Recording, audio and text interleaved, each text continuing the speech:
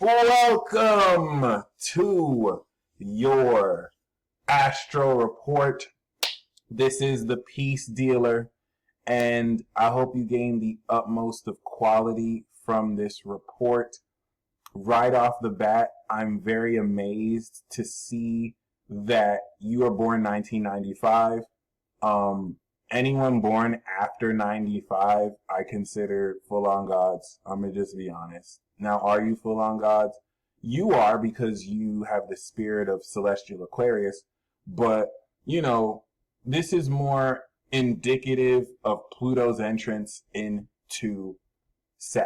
Now, you're born January 95, so you still have Uranus and Neptune in Cap, and you represent the bridge of generation. So you're definitely going to hear me say that 1990 to 94 is the great, and the greats are the greats. But anything after 95 and anything after 2000 is now beyond. Y'all are beyonders. Y'all are going to lead humanity not only into the new age, but you're going to normalize superpowers. You're going to normalize supernatural abilities. You're going to normalize aliens. So I have nothing but respect for y'all. Y'all who have Saturn and Pisces, Aries.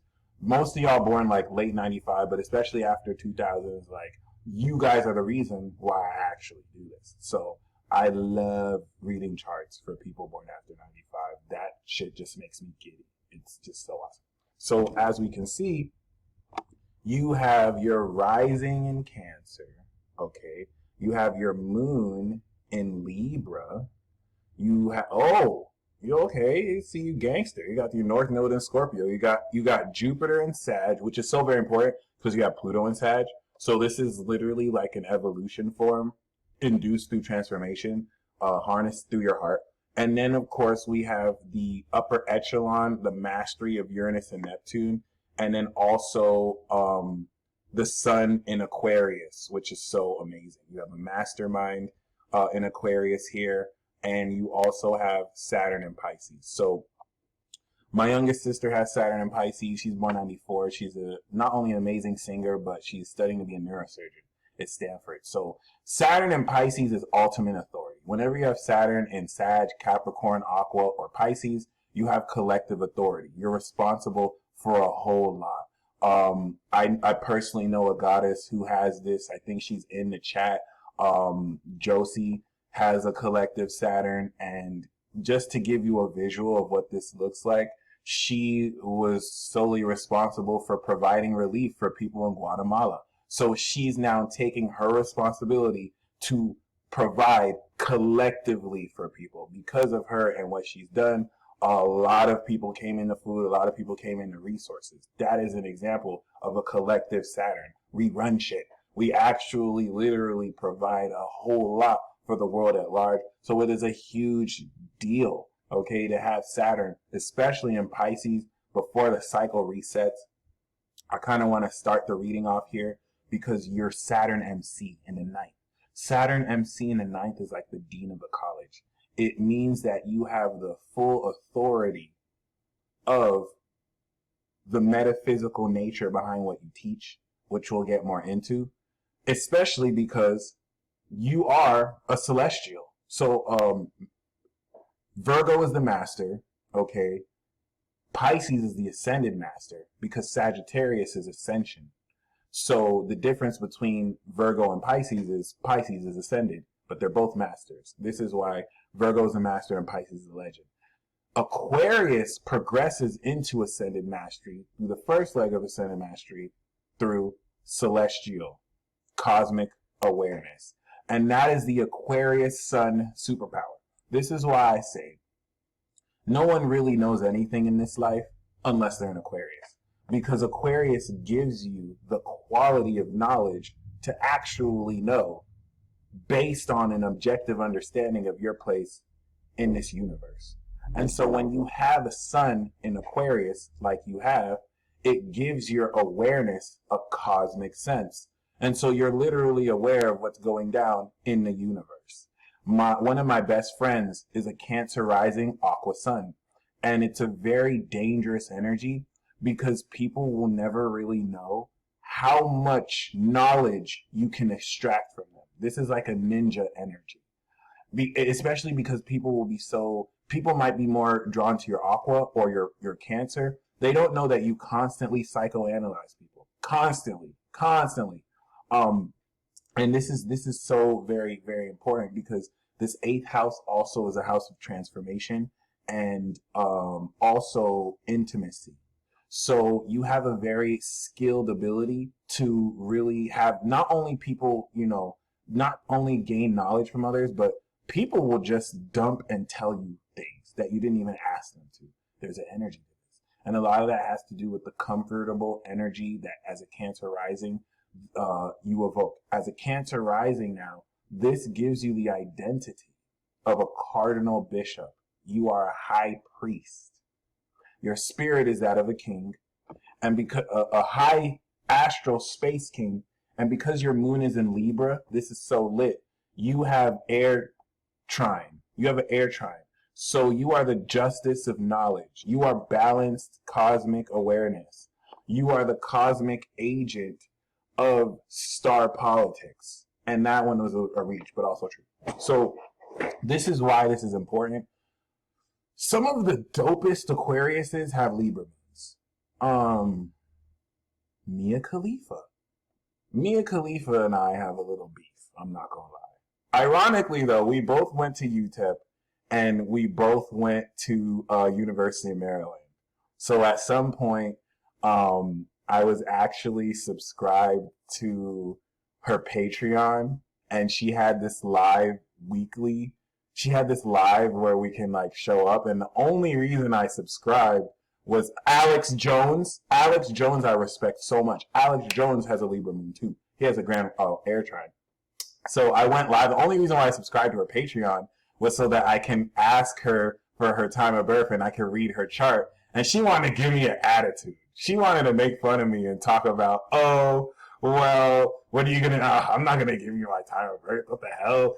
Or not even time of birth. Like I'm not. I only asked her for her birthday. Like and she's like, I'm not gonna give you that. And then her friend was like, what is he gonna do? Is he gonna throw a magic spell at us? And the whole time I was like, you goddamn right, I'm gonna throw a spell. What the hell? Like you gonna play with my name?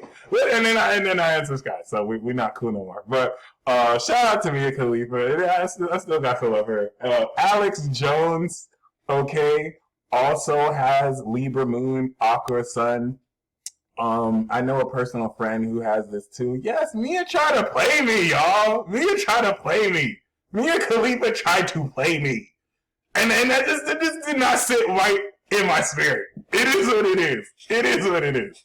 But the reason why, and I would really love to use the example of Alex Jones. I think Alex Jones is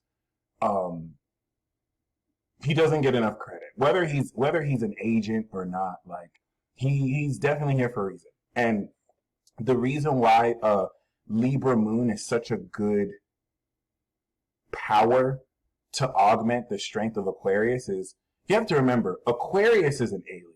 Aquarius is celestial. So y'all have the knowledge, but y'all don't really be knowing how to ground your knowledge in human words.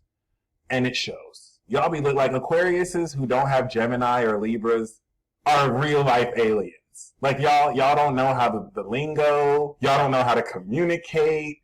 Like you're super genius, but it's like, how do I deal with these mortals? So having a Libra moon makes you very receptive to the social world around you. Even though it's hidden here in the fourth, this is what's going to add a lot of power to your ability to communicate the knowledge you communicate to people. It'll make you come off as less alien, even though it makes you more alien than ever. This now purely adds to your celestial nature. But the moon in Libra, and this is only exclusive to Sun and Aqua.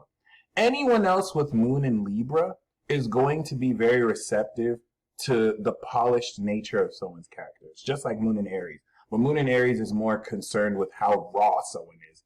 Moon in Libra is, okay, what do a person's actions tell me about their character in more polished ways. So having moon in Libra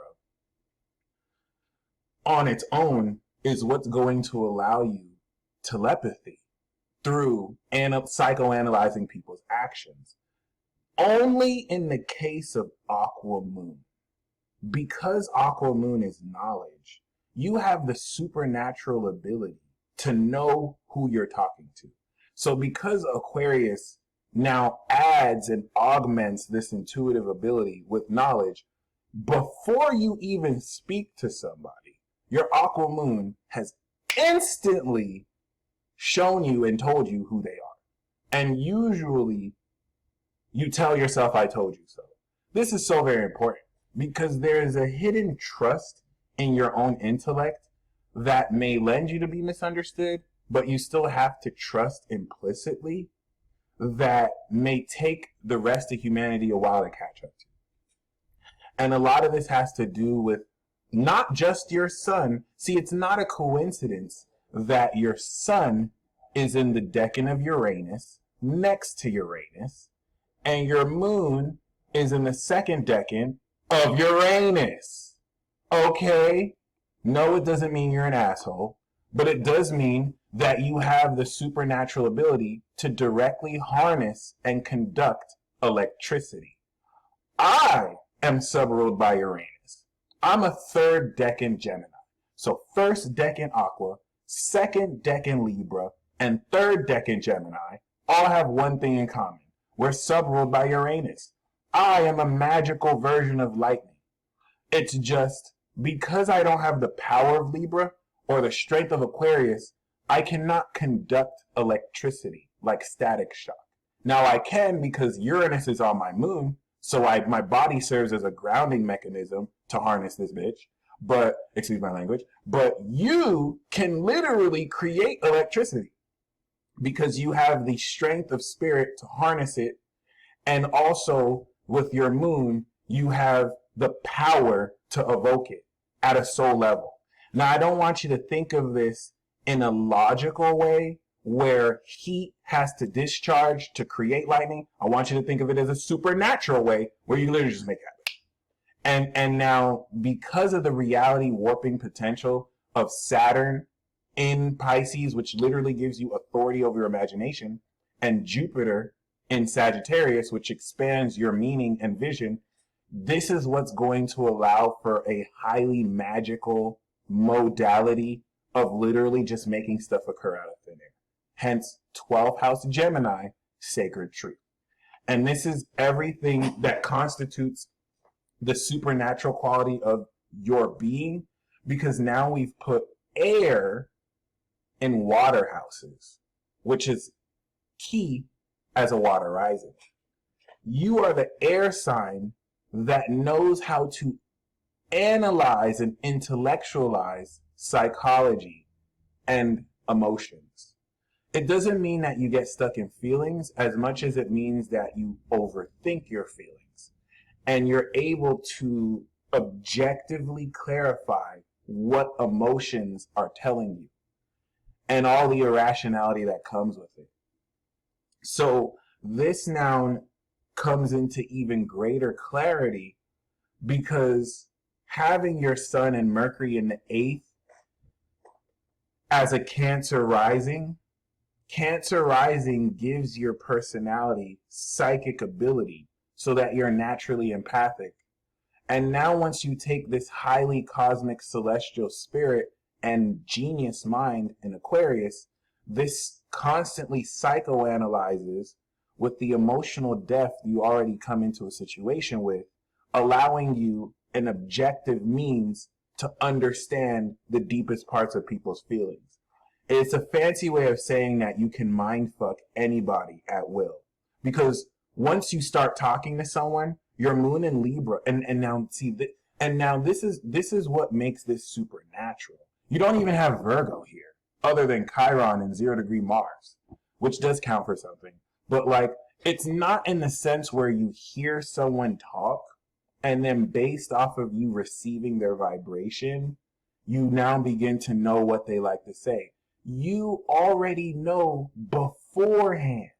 And it's hard to really know this because stuff like this happens within milliseconds. A huge determiner of this mechanism is the mastered sense of your psychic ability with Uranus and Neptune here at the tail end of Capricorn. And the reason why this is important is anyone who is Cancer rising that has this in their 7th house is one of the most psychic people alive. Because your Cancer rising allows you to hold space to make you a master of intuition, intuitive receptivity, and reading of body language. So in that vein, and this is so very important, before you even take in someone's character, Neptune and Uranus is like, this person ain't shit, this person ain't shit, this person ain't shit, this person's cool, they have integrity. And you need to honor this, because this energy in your 7th house is a litmus test for who you can really build with. And if you don't listen, see, this is where it's different for you, because anyone who's not an Aquarius will have to deal with this, or only Aquarius and Pisces will have this ability to where you already know. So everything that Capricorn with these outer planets are telling you, you already know. You're an Aquarius, like you see it, you're aware of it. Just in the psychoanalysis that you approach someone, like an 8th house Aquarius sun, before they shake their hands is going to really be aware of what that person's thinking of before they shake their hands, how they shake their hands. All of these complex multi-layers of social interaction that happen within milliseconds. The Aquarius mind is so fast, boom, it's like a feeling. And so this is why Aquarius can be mistaken for psychic intuition when it's not psychic intuition. You just think so fast, it comes off as intuition. Now you have that and intuition, and so you're dangerous. You're a whole monster. Like you can't be messed with, because and this kind of serves as a lie detector, because the nature of who a person's character is, Uranus and Neptune will draw this out in their body. And so it's very important to kind of trust this energy, because this is literally what it'll tell you. Like, and so this is really amazing, because if we take individually aspects of your chart, all of these do this anyway. Like your Sagittarius energy on its own will see the behavior of someone. Your Capricorn energy on its own will feel with Cancer rising how much integrity a person has just off of your intuitive receptivity to their body language. Your Aquarius energy will psychoanalyze with sheer genius the nature of an individual and what they know. And so all three of these do this on their own. Having all three of these together only strengthen the power of how supreme your awareness is. And if we notice in the chart, this is all majorly focused on social collective energy. So whether you're introverted or extroverted, a lot of this life is meant for you to be out there. For example, the reason why I'm a hermit is because majority of my energy is in Aries, is in Taurus, it's in Gemini, it's in Cancer. People who have majority energy there, we're not really meant to be social. We love social activity, but we're meant to be individual. This is why collective signs love individuality, because they're famous. They know too much. They like time alone. And social signs like to be famous. They like collective energy so that they can be more social. And they can basically, be objects of adoration. They will not tell you this, but this is all what they all want. But this is so very important, Virgo too. This is so very important because, I'm going in. Because once again, most of your energy is social collective. And so you're here to really impact infrastructure in the sense of how people connect together, especially at a collective level. And we have already established how a lot of your karma and a lot of your legacy is linked. MC and Saturn, legacy and karma, respectively. And so a lot of what you're here to do is to establish, and this is what I mean by with Saturn here, you could be a very renowned metaphysical teacher. You could actually, and it's not even just limited to metaphysics. Let's say you were a 5th grade school teacher and all you taught about was history. And you taught about you taught about United States history. Well, the way that you would teach about United States history is going to be in a metaphysical way that forces people to look outside the box. It's going to be in a more strange, different way that's not normal like anyone else. So it has infinite application here. The reason why this is supreme, though, is because in the 9th house of God, this allows you as a Cancer rising to see the unseen. And so Saturn here is going to manifest this with divine quality in a way that also gives you authority over unseen and mythological forces. It's also going to represent a high divine ability to deal with stress in ways that may definitely, as a Aquarius sun, impact your self-esteem because it's second house to you. And it's really the square that this ninth house energy makes to your sixth house energy that balances the expansion of behavior you promote and your work ethic and work environment with the constriction of belief. Saturn here in the ninth could actually make you highly skeptical of spirituality because you should be, and because this field is riddled with frauds. And so you're definitely going to be someone who can apply that more, crucial lens in a way that opens up more practical conversation and beliefs. And so people don't just believe any bit of pseudo-intellectual literature and rhetoric that is kind of come across them. And this is where your Venus in Sagittarius is a very adventurous heart. You're someone who, with Venus conjunct Jupiter, you have a very passionate heart. You're very wild at heart, and you know how to see beyond the blocks of menial life. You're someone who could really evoke hope, especially with your ability to see and the foresight through your heart. And so Pluto's influence here makes this super extreme, but not like a Pluto Venus in Scorpio that's like super deep extreme. This is super wild extreme. You're a bit of an adrenaline junkie. And this now colors your lifestyle to where you live a very passionate life that has to be met with adventure. And this is where, if it's out of integrity with what you believe about existence, this is going to cause behavioral issues. This is what's going to cause you relationship issues with others. But this also applies more with your relationship with others. Now, something you have in your chart that's fascinating is Chiron opposite Saturn. We know the last time that Saturn was in Pisces was the 60s. And when Saturn was in Pisces, Chiron was conjunct Pisces. I want to do a documentary about Chiron and Saturn alone, because the 60s went from Chiron conjunct Saturn to Chiron opposite Saturn. And the 60s is very important because this is when the Baptist movement, this is when the hippie movement, this is when so much pseudo-intellectual literature came into being that clashed with also the scientific field stepping down on that. And so being born with this opposition is a wound between a hyper-analytical sense of your own attitude with Chiron and Virgo, constantly going to war with pseudo-intellectual beliefs. Or on the reverse structure, trying to prove your more abstract beliefs.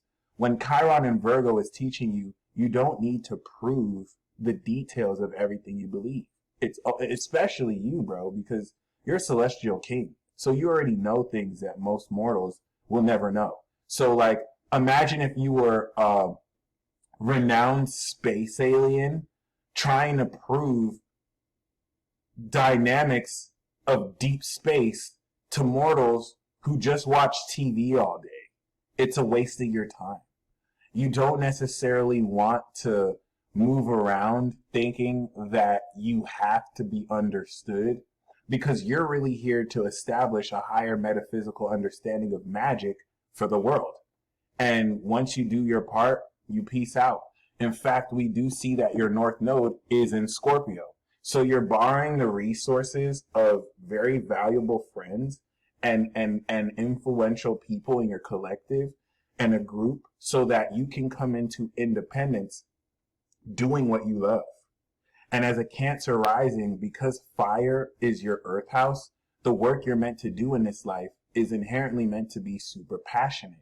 If it's not what you have fun doing, it's not going to work out for you.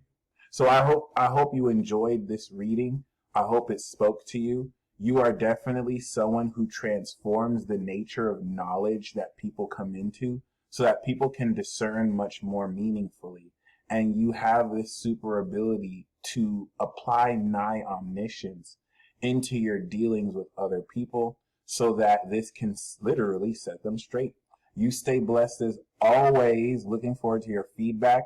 And until next time, peace.